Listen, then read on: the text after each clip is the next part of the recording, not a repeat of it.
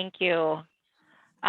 So everyone, welcome to this sustainability session on EV planning efforts in Juneau. I'm Angela Grantham. I am Vice Chair of the Juneau Commission on Sustainability, and I am also here today with Steve Benke, who's the Energy Chair for the Juneau Commission on Sustainability, which we call JCOS.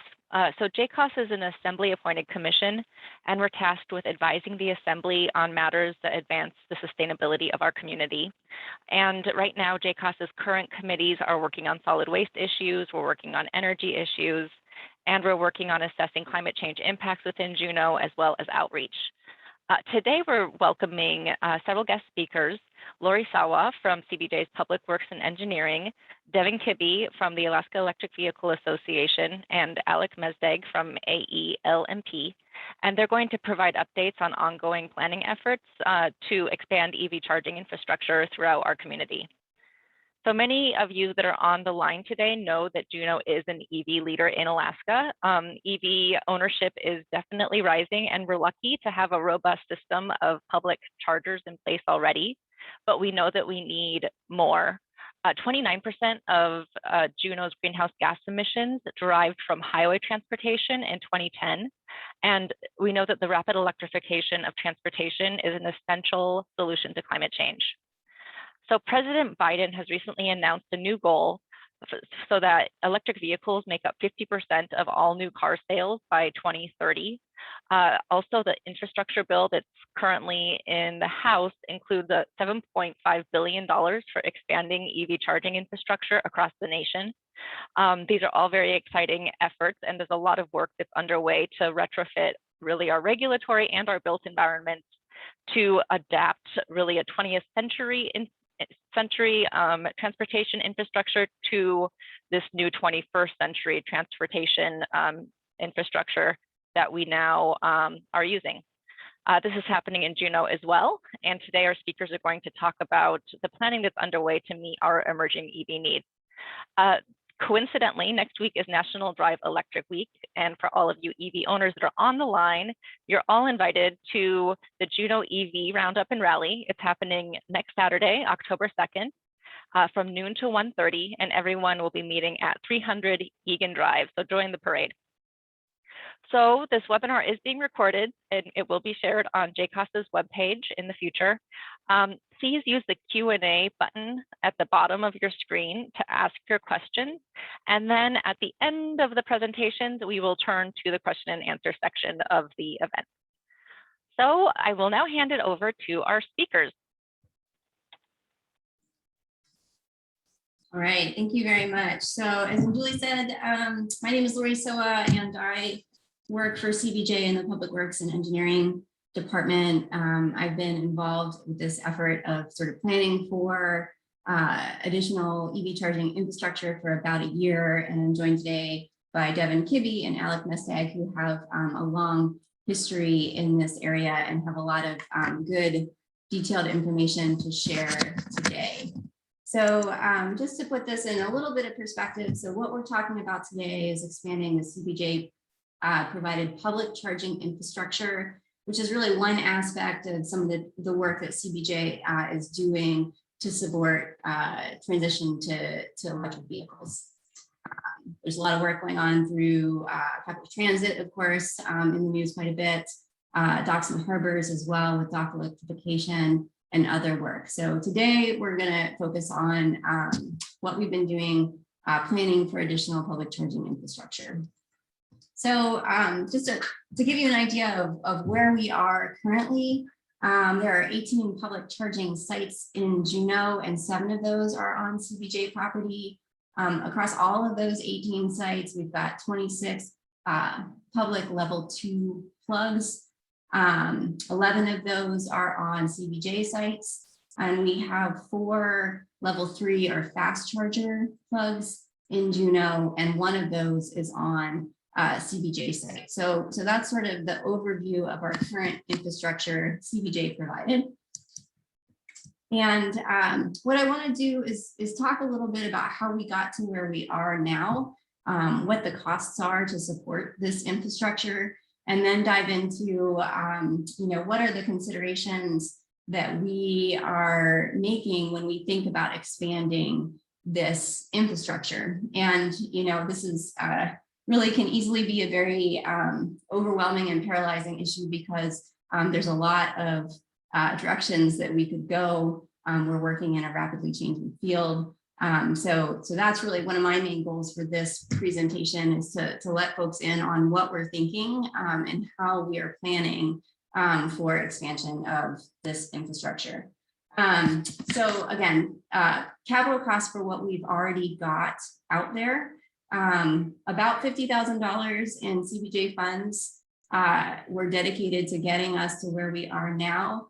But it's important to know that that was offset significantly by grants, donated equipment. Our level 3 charger it was donated equipment, and lots of hard work and labor and materials donated by many different folks out in the community. So if we were going to rebuild, you know, starting from scratch, the cost to get where we are right now would be significantly higher than that. So how much does it cost to operate and maintain these stations? We don't have direct bills for our sites based on how they were installed. So what I wanted to do is to give you sort of a sense for what the estimate would be for electricity costs to support both level 2 and level 3 sites. And so level 2 chargers are the most common charger type out there. They're slow chargers. An extreme use case for one of these chargers, let's say it's actually actively in use for 16 hours out of the 24 hours in the day. The electricity cost would be about $300 per month per port for that case scenario. A more typical high use case, if we are actively charging for 8 hours a day on one of the level 2 chargers, that would be about $150 per month. And a low use case, so assuming two hours of active charging per day, would be about $35 per month. So level 3 chargers carry significantly higher electricity costs because of demand charges. And we'll talk a little bit more about demand charges later in the presentation. But for these fast chargers, an extreme use case, and this is something that's probably typical of down south installation, let's say along a highway, sort of a gas station model use. If we have 16 charging sessions a day for one level 3 charger, and Juneau, that would cost about $1,400 per month. A more typical high use case based on, let's say, 4 30-minute charging sessions per day would be about $850 per month. And a more low use case, 1 charging session per day would be about $730 per month. So that's about the range of costs that you could expect for electricity charges associated with the different chargers. It's important to note that currently we don't charge users for the electricity costs. And one of the big reasons that that's the case is because installing the equipment that it would take to be able to charge a user for it would significantly increase the cost of that charging system overall. So it's really, in a lot of ways, especially for the level 2 chargers, just not worth it. Okay, so other costs associated with the current infrastructure that we have out there, actual maintenance costs. And for level 2 chargers, most often, if we have to do maintenance on a charger, it's either replacing a full unit that just has stopped working. And if it's outside of its warranty period, you could estimate about $1,200 for equipment and labor to reinstall a new unit or replacing a cord. And that would be about $400. Level 3 charger maintenance is significantly more complicated because the equipment is significantly more complicated. I don't have a typical case up here with dollar figures on it because it seems like you know, it's a moving target. I don't know if Devon has anything to add to that discussion. Devon's usually the one out there trying to fix the level 3 chargers. Is there anything else you want to say about that, Devon? I think that's a good summary. It just really depends upon what went wrong, what needs fixed. For example, a cord replacement on a level 3 charger is, the cord's about $1,000 and time to install it, probably $1,500 total. But I mean, a full unit replacement for a level 3 charger new is probably about $30,000. So somewhere in between those kind of numbers is what would be expected for various maintenance tasks that occur, which is quite a wide range. Thank you.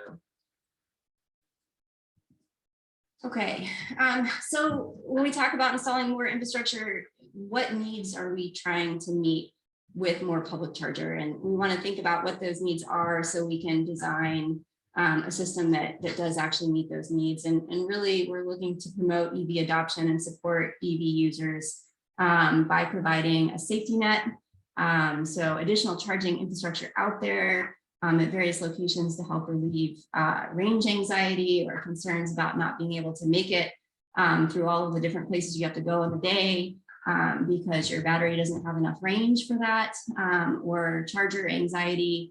You're planning to use a particular charger and worrying about whether or not that charger will be in use and then not having access to it. So providing a safety net for folks, and then also trying to provide charging support for people without easy access to home charging. So maybe you don't have off-street parking, or maybe you're living in an apartment building or someplace like that where you just don't have easy access to on-street or to home charging.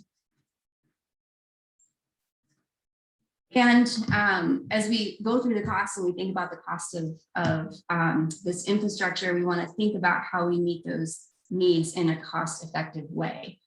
So we want our money to be used efficiently, so we can get the most bang for our buck and the most charging infrastructure out there to meet the needs. And so we can do this by, when we're thinking about where to put new charging infrastructure, we want to leverage existing infrastructure. If you're trying to build something from scratch, from the ground up, or having to provide a different type of electrical service than we've already got, that gets very expensive very quickly. And we want to think about minimizing installation and capital costs, and then also minimizing the operation and maintenance costs based on the decisions that we're making. Okay, and I think this is where Devon is going to take over, and I'll try to anticipate when you need a slide to move, but feel free to let me know.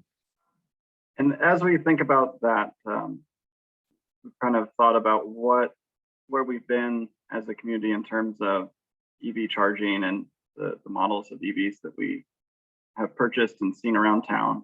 And that has been rapidly changing, especially in just the last couple of years. It seemed like there was a bit of a stagnation, in 2014, 15, 16. Leaf was the only option. But now in the last year, we're seeing a lot more Chevy Bolts join the Juneau population. And moving forward, we're going to see a lot of electric trucks, we're hoping. And the charging needs for those vehicles is rapidly changing as well. So our current population right now still remains to be predominantly Nissan Leafs, with that rapidly growing segment of Chevy Bolts. But we also have seen a fair amount of Teslas come to town. And our total population right now, this is all percentages, but is about 500 electric vehicles, both battery electric and plug-in hybrid electric vehicles, which is still steadily growing. Every quarter I get new statistics from DMV, and it's always nice to see a few more have come to town and a few more models.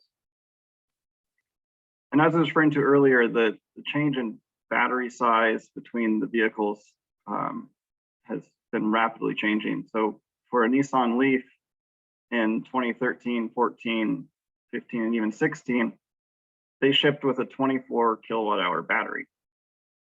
4 years later, the Chevy Bolt shipped with a 60 kilowatt hour battery. A couple of years later, Tesla's currently shipping their Model Y with a 75. And Rivian just started shipping this month their R1T with 130 kilowatt hours, and their slated to begin shipping their like larger pack size in January, which is 180 kilowatt hours. And as we think about how much charge time that takes, the current infrastructure we have in town, we plug in and the sign normally says, please don't stay more than 2 hours. And for a Nissan Leaf, that's 50% of the battery. That's great. I mean, a full charge time is 4 hours, but now we're looking ahead and saying, wow, we have the electric trucks coming and they're looking at full charge times with completely dead, which would take many miles to drive it down to that point, but they're looking at 16-hour recharge times from completely dead. And that really is a totally different use case than had been thought about, say, 7 years ago when I bought my Nissan Leaf. As well as the charge power has steadily increased a little bit. On the fast charge side, predominantly we only really have CHAdeMO fast chargers in town right now. However, the CHAdeMO port style is being phased out. And so in 2017 with the Chevy Bolt, we see them shipping with the CCS or combined charging standard port. And this port seems to be what North America is going to standardize on, which we currently have no stations for.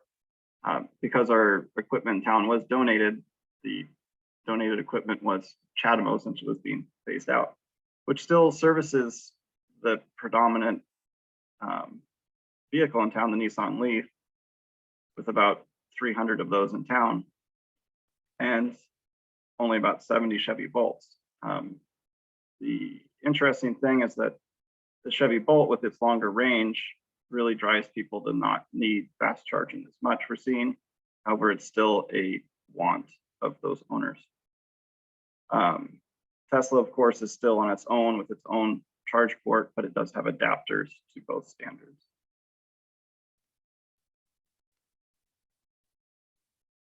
So what makes a good EV charger site?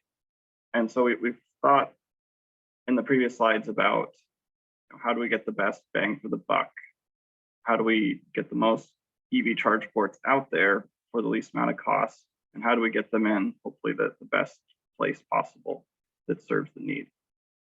Some general guidelines that we look for are there's easy access to an electrical service or electrical infrastructure from AL&P, that there's not a lot of concrete or asphalt to tear up and replace.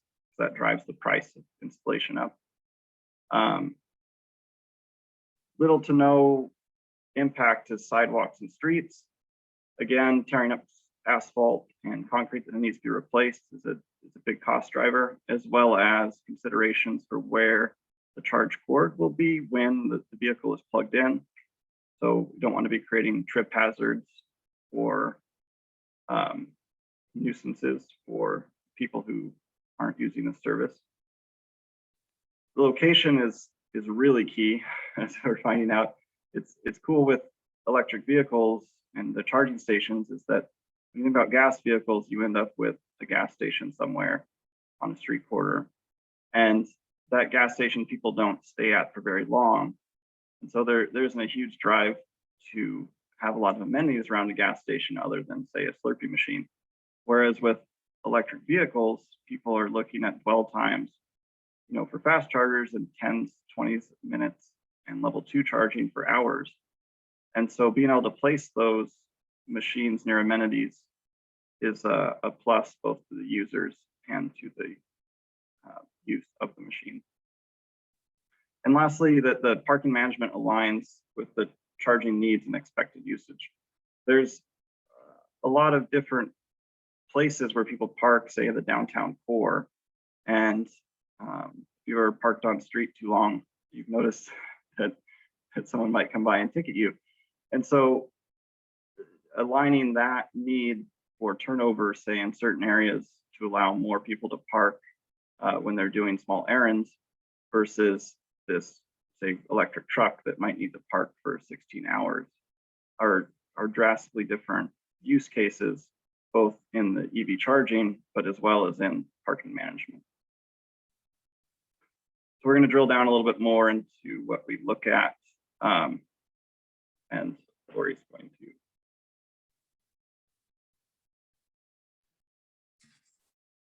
Okay, I'll talk briefly about a couple of these, and then I think we're getting close. We're 22 minutes into the hour already. We've got a lot to say, so we're going to try to save room for questions at the end. But so thinking about the different types of electrical requirements, level 1 charging, we haven't really talked about very much, but that's just the trickle charge or regular old outlet that you have at your house, 120 volts. Level 2 charger requires 240 volt installation. So this is something that you need in your own home to plug in, say, a dryer or your oven or your stove. So still a common residential level of service. Level 3 charging requires 480 service, and that's something that is not residential scale unless you're talking about powering, an apartment building. The Whale is a place where the pumps for the fountain require a large service. So when we think about level 3 chargers, we have to think about what's around it that may also require that level, that higher level of electrical service. And space requirements. So the space requirements are different for all of these. Again, level 1, if you're just plugging in to the wall, the typical weight for the EVSE, and that is the electric vehicle supply equipment. So that's just an acronym that means the chargers. So the size of that is typically a water bottle, right? So pretty small. Level 2, a little bit larger, but now we're still talking about something that's the size of a toaster that can be mounted on a wall or a post. And a level 3 charger, again, is that sort of big increase in scale and size of equipment that's needed. We're talking about a fridge or freezer size piece of equipment for the charger, and it's got to be mounted on a concrete pad, so it's more support underneath. And then taking these types of services into account and thinking about what we would then expect to pay for each of these types of installations for the different charger speeds. Generally, the level 2 chargers will range between $3,000 and $4,000 between equipment and installation. If we do it right and we're thoughtful about where we put them. A level 3 charging station would be somewhere between $40,000 and $50,000. Again, that's if we have been pretty thoughtful about where we put it and taking all of those other factors into consideration. Devon, is there anything else that you want to add on this slide? I think I'd just point out that other charging projects, say Anchorage, for example, Chugach Electric Association, they put out a grant, and I had people install level 2s, and I think their average cost is between 10 and 20,000 per port. So, 3 to 5 times more than what we're targeting. And Alaska Energy Authority recently put out some Volkswagen money, and I don't think there was but one grantee who received less than $100,000 to install. So with careful thought, we're looking at reducing that by half or more. That was the grant amount too. That wasn't the total project for those either. Right, Devon, I'll let you take it from here for a while. So another, I guess, part of the things that we control, by where to put it, there's also some design factors that influence the operating costs and construction costs. And one of those is the cost of electricity. And electricity is provided, and the way that it's charged is by these rate schedules. And each rate schedule kind of pertains to a different both location, time of day, and electrical demand. Electrical demand is how much power is drawn at any one time in a 15-minute period during the month. And so if you could advance the slide, sorry. As we look at the different costs for each of those rates, I've equated it here on this slide to miles per gallon. And it's maybe an odd way to look at it, but it's the way that I think most of us understand combustion engine vehicles in terms of miles per gallon and how much it costs us to operate it. And so currently with people, say, charging at home or at night, we're achieving 100 plus miles per gallon, which is really low cost for 100 miles compared to the national average. Moving to trucks, we're going to see a slightly, advance the slide, please, slightly higher energy usage required to move that truck. However, under these small business or household and nighttime charging rates, we should still see very cost competitive operation in the 60 to 100 plus mile per gallon, which when you think, I mean, like an F-150 gets in the 20 range, that's really good. Sorry, that's perfect timing. However, when we move to larger services or level 3 chargers, there's another component in it that's not just the amount of energy that's used. It's a 3-part rate, which is the customer charge, the energy charge, and then a new one, the demand charge. And so the demand charge affects the overall cost of power because there's a balance between the power and the energy components of the rate. So those also vary seasonally to add some more complexity to this equation. But the general way to calculate your bill is the flat fee per month, how much energy is used at around 5 to 6 cents a kilowatt hour, plus how much power is drawn, so how quickly that energy is pulled from the grid at the cost of, in the winter, the tens of per kilowatt, and in the summer, the $7, $8 per kilowatt. And so if we find a service where we're adding marginal load to it, so it's just the energy cost, we're not increasing the amount of power that the facility draws at any one time, we can achieve almost 200 miles per gallon type efficiency, I guess, cost to operate. So an example of where this was done is, say, at the Alaska Brewing Company. When they installed their level 3, they've been monitoring it to see if they end up paying more kW per month, and they can't quite find it. So I would say that most of the time when you charge there, they're only increasing the amount of energy per month. So they're able to operate really inexpensively. Whereas if this is on its own service, that cost to operate goes up. So now we're looking at, say, 30 mile per gallon or 40, 50 mile per gallon for really well utilized level 3 charger, like Fred Meyer's, for example.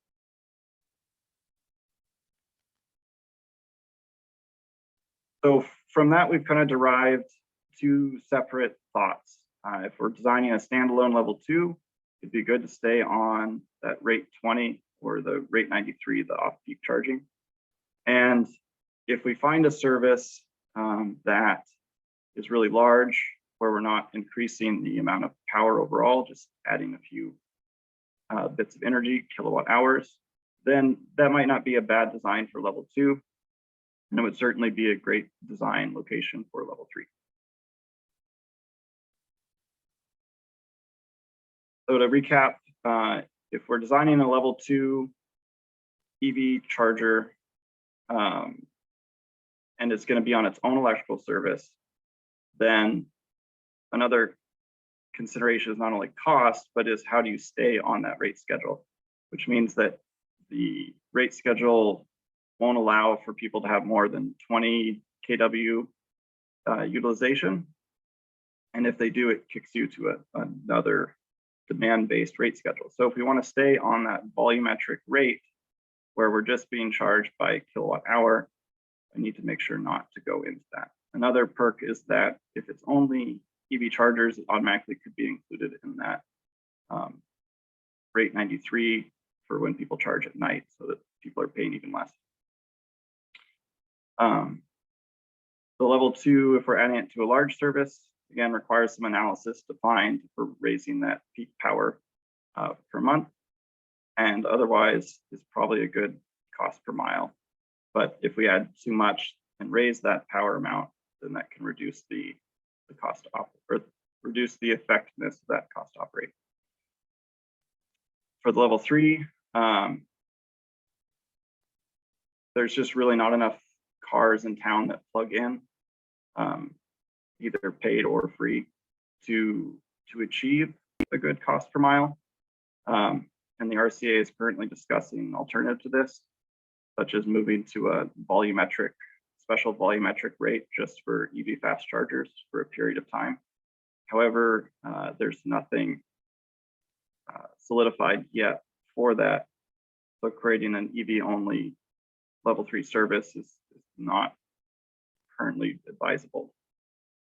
However, if CBJ does have a large electrical service that has the right voltage and energy characteristics, like the downtown transit center, for example, where it's one charger currently operates, that could provide a good cost per mile to a point. So examples, is this your slide? Sorry.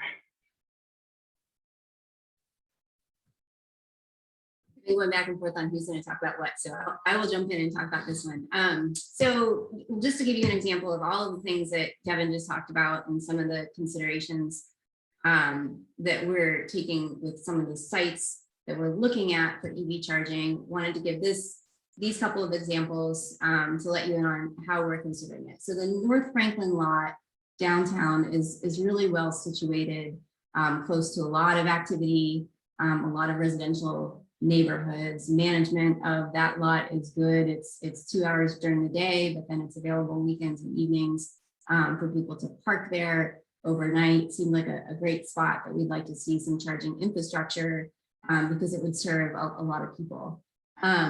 Unfortunately, there is no electrical service at all to the North Franklin lot currently. So it would require easements and significant installation costs to bring that electrical service to the lot, which still could be useful and worth it, even a larger investment in this location if it was going to be a good long-term spot for us. But it's also likely that that particular parcel will be sold sometime within the next 5 years. So that's not currently on our list because of those factors that we looked at. Alternatively, the picture on the right is the Basin Road parking lot, and also in downtown, pretty good location there. The costs for installation of level 2 chargers at this location would be very, very cost effective because there's a transformer there already. You could go ahead and install the equipment onto the other side of the lot in the grass, so you don't have the concrete and asphalt costs to go with it. Currently, parking is not managed in this lot, not actively managed. So there are some questions about, how we would then manage that lot if chargers were installed in this location.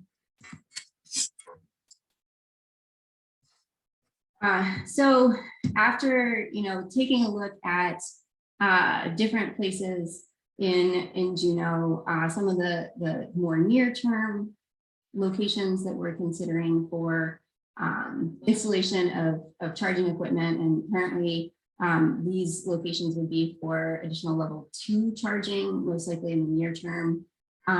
Twin Lakes parking lot is a centrally located spot that a lot of people use and stop and spend significant time there.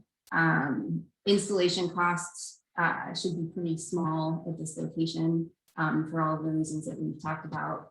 The downtown transit center could be a location for additional level 2 infrastructure, potentially more level 3 infrastructure in the future as well, because of that concurrent use with the needed sidewalks. Marine parking garage as well. Those are definitely well-used chargers. And we're talking about maybe putting additional level 2 chargers in the permit area of the parking garage. Those are also open to the general public after business hours and on weekends as well. And the Basin Road parking lot, like we said, is a good spot for a cost-effective installation as well. And I also just wanted to note that we do have 2 level 2 chargers planned for installation at the Valley Transit Center, which is currently under construction. So those will be another 2 chargers with a bit faster rate, still at the level 2 overall rate that will be coming in the near future.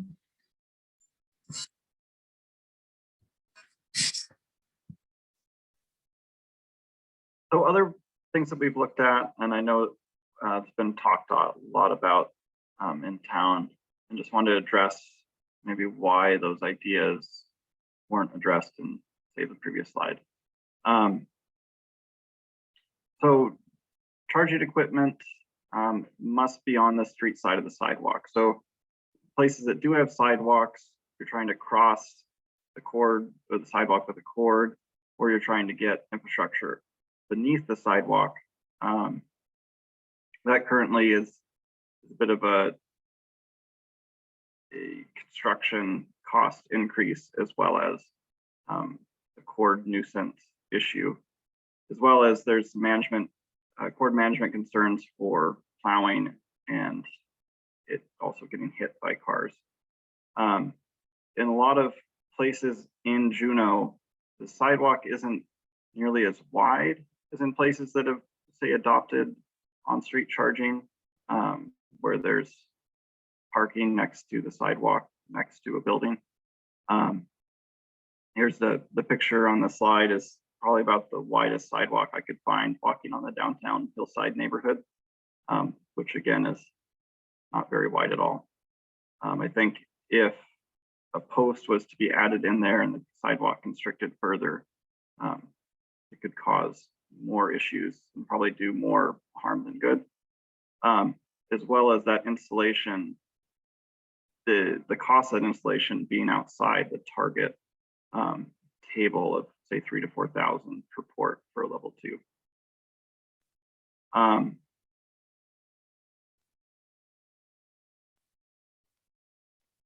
Other things that we've looked at were, say, documenting where there's maybe an electrical pole or post or light pole.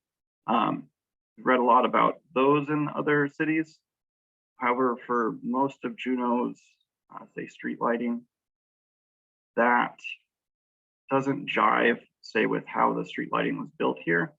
So retrofitting a charger on the side of a streetlight pole isn't really possible.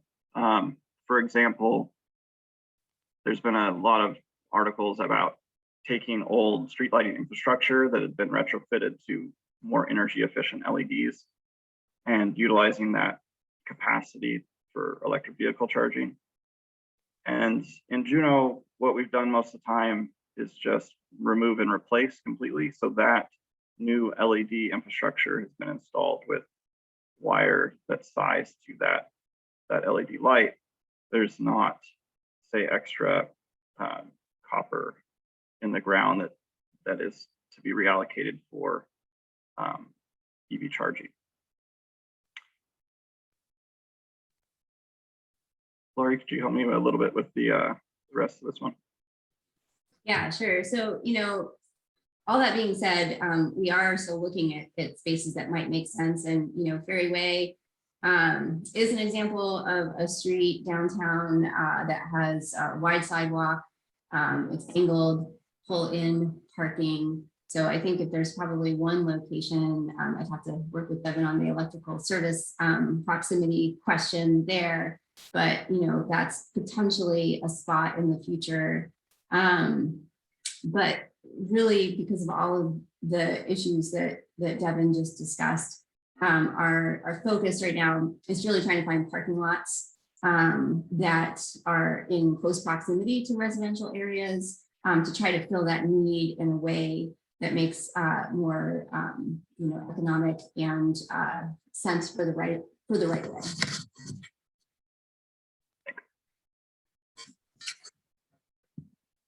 So another way that we've been looking at where Juneau can go is how the chargers interact with the user themselves. So we're kind of in the low cost, low charger mode right now, which is buttons, let's say. You press start, starts charging, or you just plug the cord in and you press stop or pull the cord out to stop charging.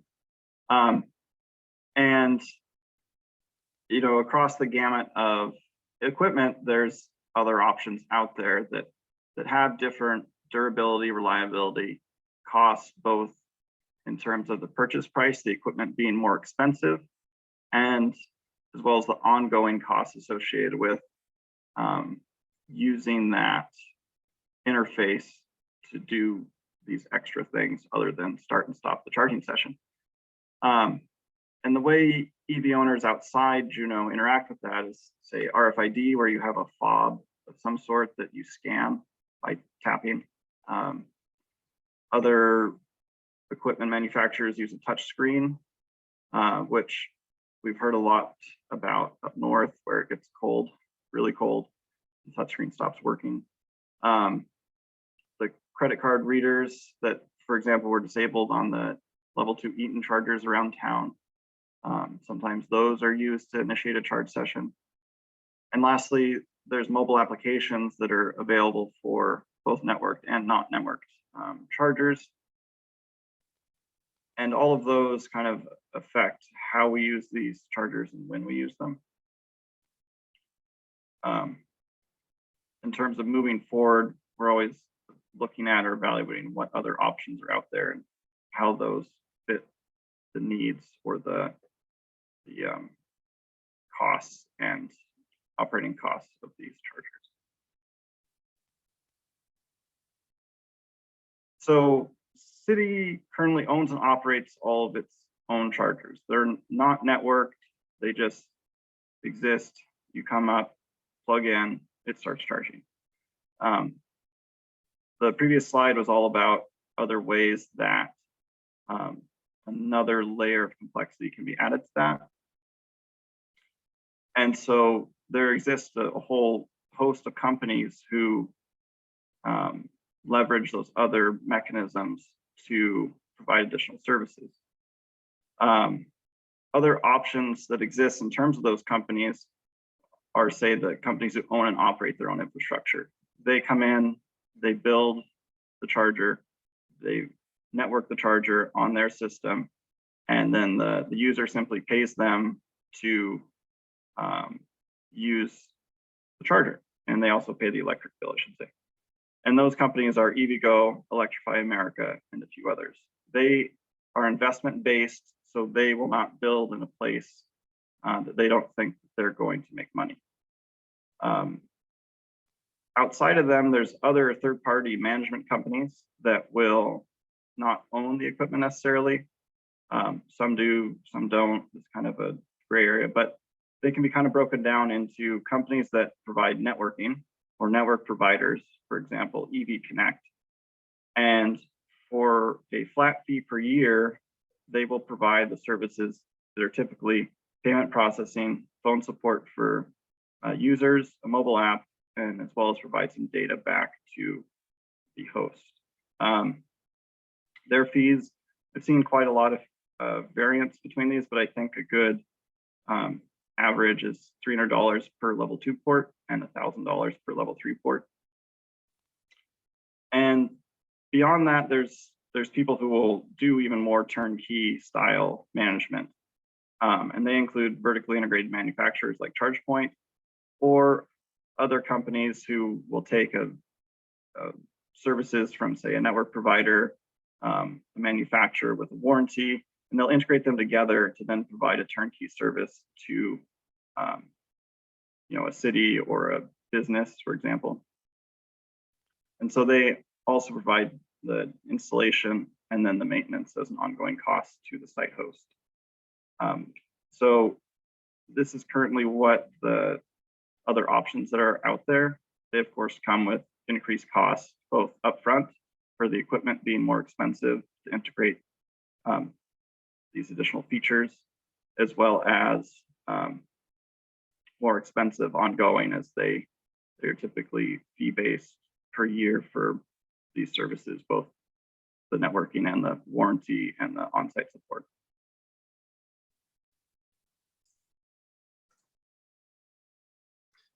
All right, so I'm just talking a little bit about some of the things that ALP is looking at related to all of this. And first, just to point out, what's been mentioned before, Devon, showed some slides on the costs associated with the programs that ALP has in place already. We have an off-peak charging rate. That's our rate 93, which is available for residential and small commercial customers using metered charging stations. So a metering point somewhere along the circuit that supplies the charging stations. And that gives you a lower cost for charging from 10 p.m. to 5 a.m. You can also rent a charger from ALP. So the unit that's shown in the picture here is what we would rent out. And that includes that meter. So when you hang this on the wall and plug it in, you are automatically enrolled in the off-peak charging rate, and you have use of the charging station for the cost of $10.13 a month. And for charging at night, that as Devon showed earlier, that lowers the cost of charge by close to 50%. And then one of the things that is really helpful if you're interested in this program is that it's definitely easiest to enter into the program or start participating in this program if you do so before you install a level 2 charger. It's a little bit harder to kind of shoehorn into the program afterwards. Next slide, please. And then one of the things we're looking at, and this relates, very closely to what Devon was just talking about, some of the difficulties with building out a public charging network could be potentially addressed by AEL&P if we were to, so one of the things I'm looking at is trying to figure out whether or not AEL&P could build out a public charging network. And some of the things that we would need to make that happen would be, we would have to have the ability to meter individual charging sessions. So, and then, collect those reads and assign them to a particular user. So I have already placed an order for some equipment that we're going to test out that would essentially sit between the power source and the charging station and allow us to meter individual charging sessions by allowing anyone to get a user account and then initiate a charging session through that control box in the center, essentially. A couple of the advantages of this are that, as a utility, we have some advantages in how we would install that equipment, or we may be able to install that equipment in a manner that lowers the cost, or is lower cost than if any other entity were to install the equipment, just because of the nature of how metering works and some of the code issues that come up for customers who are looking to install on their side of the meter. And then it also avoids some regulatory issues related to the resale of electricity. And then, of course, one of the places, for example, we looked at a grant application at one point with some other folks where we would look at installing a bank of charging stations at, say, Greening Park. And this is this photo on the right-hand side is from our GIS system. So you can see those yellow boxes, those are transformers. Those transformers are in areas that aren't paved, so easy to trench from there. And we could pretty cheaply install big banks of charging stations. If we have the equipment to meter those individual stations, then it would just be a matter of us filing for a rate schedule for that use. And that would be a way for us to build out that charging network without waiting for property owners to decide that that's the investment that they would like to make in those apartment complexes. And I think, that approach is kind of looking at some of the questions that have been asked during the presentation, about are people looking at things to increase the amount of charging available to apartment complexes and such. That's one of the things that we've been looking at AEL&P, and I think there's certainly some promise there that we could be able to make that happen. I also saw that there was a question about AEL&P planning for load growth, and we are, always looking at that. Certainly, we've seen a lot of adoption of heat pumps and electric vehicles already. That has not resulted, in combination with other efficiency things that have happened, or, other efficiencies that people have implemented at their homes and businesses and things like that. We've seen, essentially flat sales for years now. And, but if we do start to see that load growth, of course, we have, both small and large hydro projects that we've identified ourselves. Obviously, there are other folks who are interested in building out new electric generation to serve Juneau too. And so I don't think there's any shortage of interest in making sure that we're prepared for that.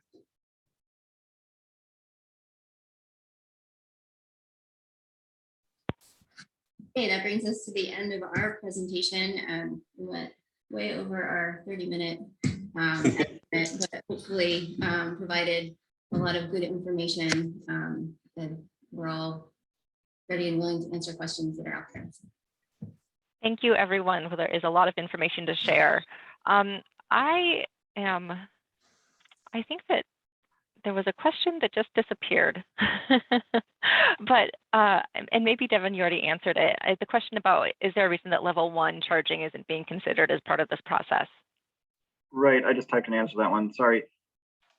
The reason being is that the cost to install, say, a level 1 charger on Juneau Street is probably no different than the cost to install a level 2 charger, or is negligibly different. So the cost is really getting that, first finding a spot where it could be installed in the sidewalk, as well as ripping up the sidewalk, getting conduit over to it, and reinstalling all of that. So it really is, say, just a slightly larger wire, or one more wire to pull in that conduit, which isn't appreciably raising that construction cost. So it's not going to additional plugs. There might be some advantages in that you can put more level 1 chargers in place before you get into a demand rate schedule for the service supplying those. But like Devon says, it's really the number, the advantages are very small. There's another question about other steps that might be underway to support at-home overnight charging. I know, Alec, you mentioned ALMP's interest and your project. Are there others that anyone is willing to share, or that are underway? I've talked with a couple of condo boards who are starting to look at that, and ultimately, I think a lot of times what happens is just there's a bit of hesitation about chicken and egg, kind of problems, right? So you might have 1 or 2 people in a condo complex who have electric vehicles, and so you can pretty inexpensively install maybe 1 or 2 chargers, but then when the next person comes in and the next person comes in and the next person comes in. So I think a lot of condo associations are struggling with the idea of, do we install 20 of these spaces, even though we only have 2 people that are going to use them right now, and that ties up a lot of our capital? Or do we just install a couple of cheap stations and then just figure it out as we go?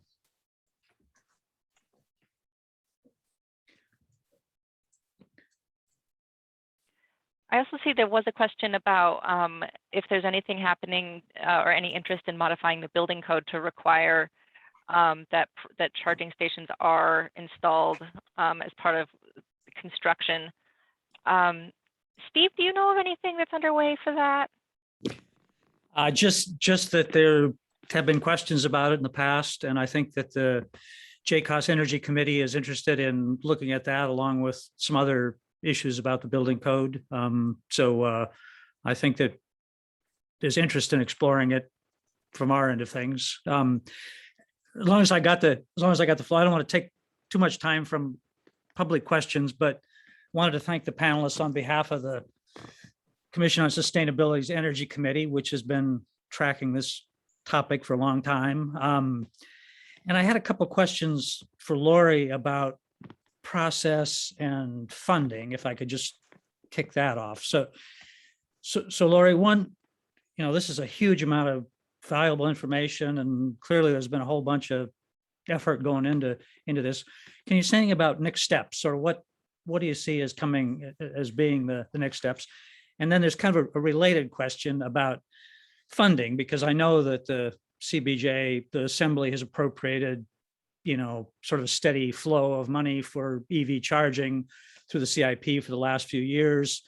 Just wonder if you could say anything about the status of that. And then one more question also about funding, which is, we started out talking about potential opportunities with the infrastructure bill and other federal funding opportunities. Is the CBJ looking at other potential funding opportunities for EV charging? Okay, I'll try to remember all of that. Remind me if I miss something. So next steps. I think as I've really delved into this issue, like I alluded to a little bit earlier, it's a very dynamic situation that we're dealing with. And so, and when one aspect is like, okay, we could wait for the demand charge discussion to play out and maybe those changes to be made. And does it make sense to install more level 2s if we really are going to need level 3 chargers? And I feel like, many times along the way, I've sort of gotten paralyzed and thought, well, maybe we should just wait.